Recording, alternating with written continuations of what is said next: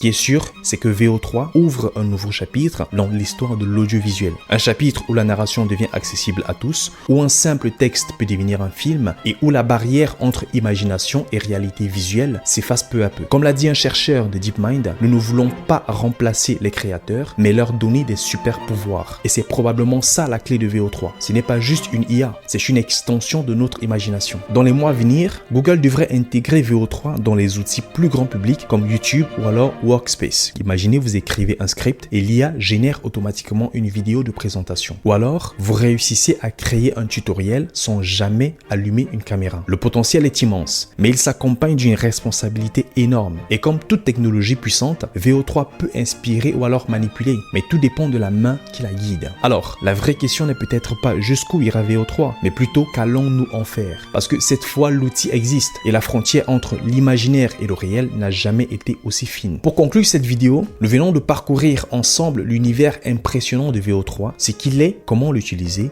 ses forces, ses limites et surtout les enjeux colossaux qu'il ouvre. Ce qui paraissait il y a peu comme de la fiction, c'est-à-dire générer des vidéos en intégrant le son, le dialogue à partir d'un prompt, devient aujourd'hui presque banal. Mais cette banalité ne doit pas masquer les responsabilités. Chaque clip généré est un choix éthique, artistique et sociétal. Si nous laissons la technologie nous guider sans question, nous risquons de perdre le sens de l'authenticité. Mais si nous guidons la technologie avec des règles, une conscience, des garde-fous, alors VO3 et ses successeurs peuvent devenir des alliés incroyables pour la création, l'éducation, la publicité et même le storytelling.